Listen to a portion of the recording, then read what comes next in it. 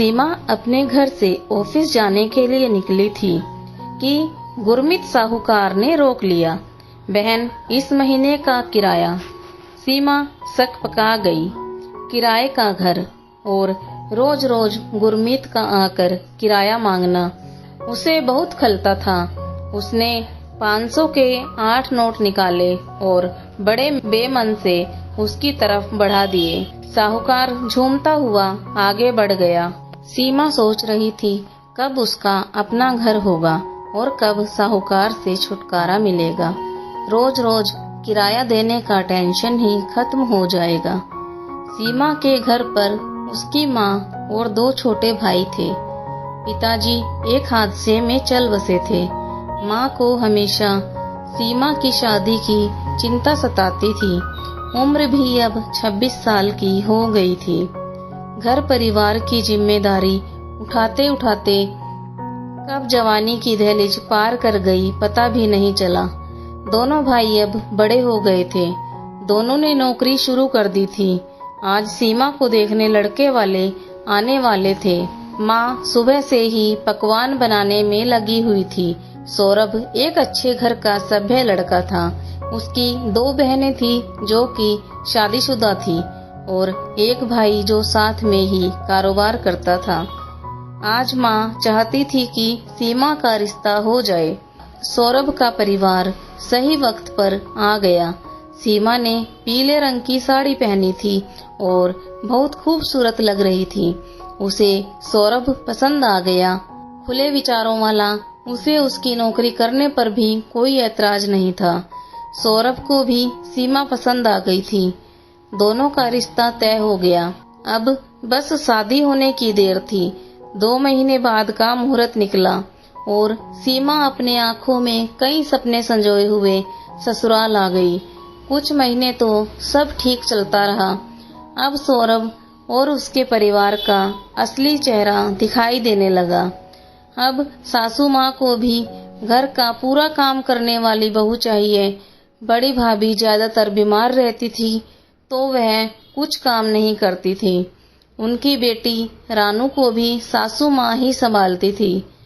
अब सौरभ भी सीमा से नौकरी न करने के लिए जिद करने लगा था और घर परिवार की जिम्मेदारी उठाने के लिए कहता। सीमा भी पूरी कोशिश करती थी कि किसी को कोई शिकायत का मौका ना मिले, पर कुछ न कुछ गड़बड़ हो ही जाती थी। लड़ाइयाँ बढ़ने लगी। सौरभ ने एक दिन सीमा से अपने घर जाने को बोल दिया। सीमा ने पूछा, क्या ये मेरा घर नहीं है? सौरभ ने साफ कह दिया कि यह मेरा घर है। यहाँ पर रहना है तो मेरे हिसाब से रहो, वरना जाओ अपने घर। सीमा की आंखों में आंसू भर गए। रोते रोते हुए अपने माँ के घर चली गई। माँ ने जब सारी बातें सुनी तो सीमा को समझाया, बेटा अब वही तेरा घर है। सौरभ ही सब कुछ है तेरा, ससुराल है तेरा, तेरा अपना घर है। यह तो पराया घर हो गया है। तेरे भाइयों के लिए भी लड़की देख ली है। उन्हें पता चलेगा तो सब गड़बड़ हो जाएगी। तुम कल सौरभ से माफी मांग लेना और अपनी नौकरी छोड़ दो। माँ का ऐसा जवाब सुनकर सीमा हैरान रह गई। वह चुपचाप अपने पति के घर चली गई और सौरभ से वादा किया कि कुछ दिनों में नौकरी से इस्तीफा दे देगी। अब वह सुबह सुबह सबका खाना बनाती, रात को आकर घर के सारे काम करती, लेकिन उसने चुपके से एक 2 BHK बुक कर लिया और अपनी सैलरी से उसकी किस्त कटवाने लगी। 2 साल बीत गए। भाभी भी आ गई, पर सीमा अपनी माँ के घर नहीं गई। माँ बुलाती थी पर वह जाती नहीं थी। शायद उसके स्वाभिमान को बहुत चोट पहुंची थी। अब उसका अपना घर तैयार हो गया था और उसने रजिस्ट्री भी करा लिया। अब बड़ा फैसला लेने का वक्त आ चुका था। उसने सौरभ से तलाक लेने का फैसला किया। सौरभ को पेपर भेज दिए गए और खुद अपने घर में शिफ्ट हो गई।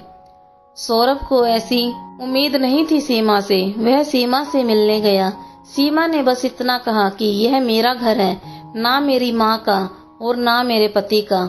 इस पर सिर्फ मेरा अधिकार है। शायद आपको याद होगा, आपने कहा था कि अपने घर जाओ। लो, मैं आ गई अपने घर। अब आपकी कोई जरूरत नहीं, आप आजाद हैं अपने घर में। सौरभ अपना समूह लेकर वहां से चला गया और सीमा आज अपने घर में बहुत खुश है। खुशी शायद अपने अंदर ही होती है, हमें उसे बाहर निकालना होता है। यह मेरा घर है। यह कहानी उसी को दर्शाती है कि आप स्वाभिमानी बने, अहंकारी नहीं। इसी विचार के साथ आप आगे बढ़ते रहिए और जीवन में नई ऊंचाइयों को हासिल करते रहिए। तो दोस्तों, कैसी लगी आज की कहानी? अगर कहानी अच्छी लगी हो तो हमारी वीडियो को लाइक कीजिए, ज्यादा से ज्यादा शेयर कीजिए और हमारे चैनल को सब्सक्राइब कीजिए। धन्यवाद।